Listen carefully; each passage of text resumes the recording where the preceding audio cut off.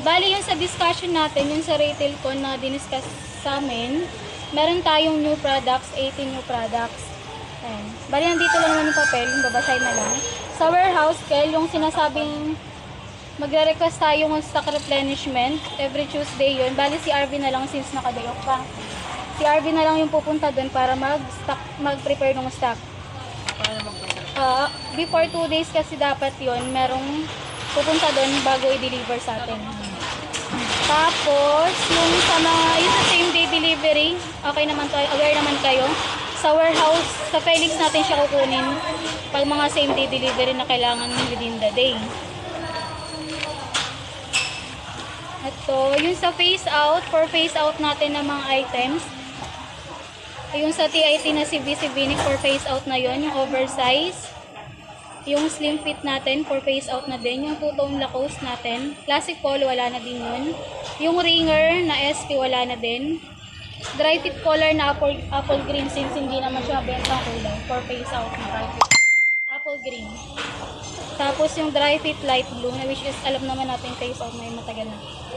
Sa production naman, seal screen, yung heat press, yung sa DTF output, nandito lang naman, pwede yung basahin ito. Ayun, dito naman yung sa accounting natin, which is yung main natin na dapat kukontakan sa Angel. Tapos yung ibang concerns nyo, pag mga mode of payment, yung kinokontak natin yung Felix Accounting, which is may GC naman tayo doon. Nandito lang din yung papel, pwedeng basahin. Sa OLM, bali may price rollback tayo sa Parka Jacket. Nasa SCIP, which is dito makikita yung price list, tsaka yung mga stocks, alam nyo naman to. Nandito. Mga new designs. Ito yung sa new product natin na journal notebook. Ito yun yung dinistribute sa amin, binigay. Ito, DTF print ang ginamit dito. Leather siya. Bagong product natin ng journal. Tuloy na natin. Ito yung sa non-VAT. Nandito lang din po sa area. Sa gilid. Ito naman yung sa mga bag natin. Mga design. Pwede nyo pakita sa customer para kung wala siyang idea, pwede siya makapili dito. Ito yung sa phone, babilang pa natin sa mga SIM card. Bali, kahit smart na lang, bili natin yung SIM card. Para lang to sa pagtawag sa warehouse. Pagtawag lang sa warehouse, sa mga stocks. Ito yung sa store manual natin. Check nyo na lang. Andyan lahat ng laman na ito pinalitan na. Updated na to. Lahat ng laman. Then dito, nasa GC naman natin. Ito yung sa mga process. Nung pumunta kami ng Sauyo, ito, siya yung nagbubuo ng sa full bleed. May isang taong nakatokang magbubuo ng full bleed. Bali main, sa mismong Sauyo warehouse natin. Iba pa yung sa natin, yung sa mga subcon natin, iba pa. Ito naman, yung sa nagsisil screen. Bali sa ngayon, walang ganong pending sa seal screen. Kaya kung may mga inquire kayo sa mga seal screen, pwede tayong mag-access. Ayan yung sa seal screen. Ito, yung sa production area nila, second floor. Dito, ito yung nagsisil screen, doon yung heat press. Ito yung stock room nila. Lahat ng stocks. Bali ground floor lang to. Meron silang ibang ng mga stock, meron din silang ibang lagayan ng mga tela lang. Ayan. Pag napunta kayo ng Sauyo, makikita. Sauyo. Ito sa embroidery, wala din silang gaanong tanggap ngayon sa embroidery. Ilang heads yan, marami. Parang ito ata 12 tapos ilang hilera pa. Ito sa Sabli, ilang machines, marami din silang machines sa Sabli. Mga 5 to 6 ata nakita ko dun Sabli.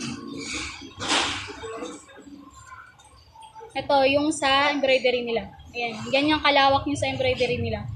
Kaya kahit sabi matatapos daw pag may mga crush. Ito yung sa embroidery walang ganong gawa. Kaya nakaano. Ito lang sa may bandang dulo lang yung may gumagawa. Ito yung sa mga DTF machine. Ilan lang din yung gumagana dyan kasi wala din ganong gawa sila. Ito yung sa mga tela. Area ng mga tela. Ito yung sa malaking roll press natin ng sabli.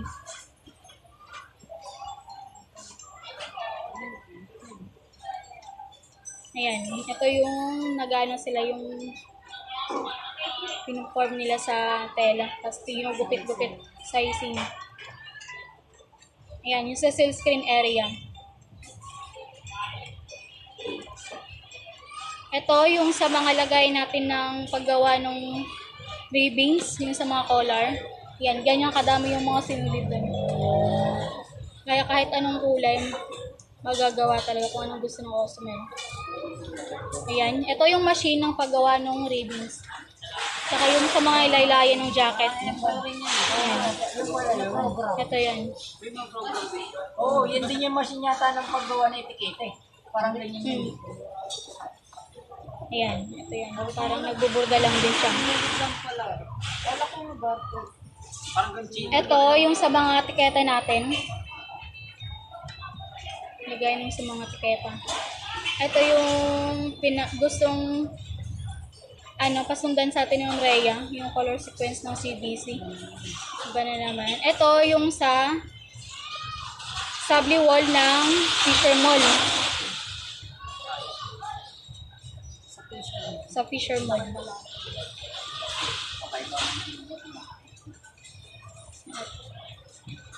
Yan lang. Yung store ng Fisher Mall. Okay. Sa Fisher Mall.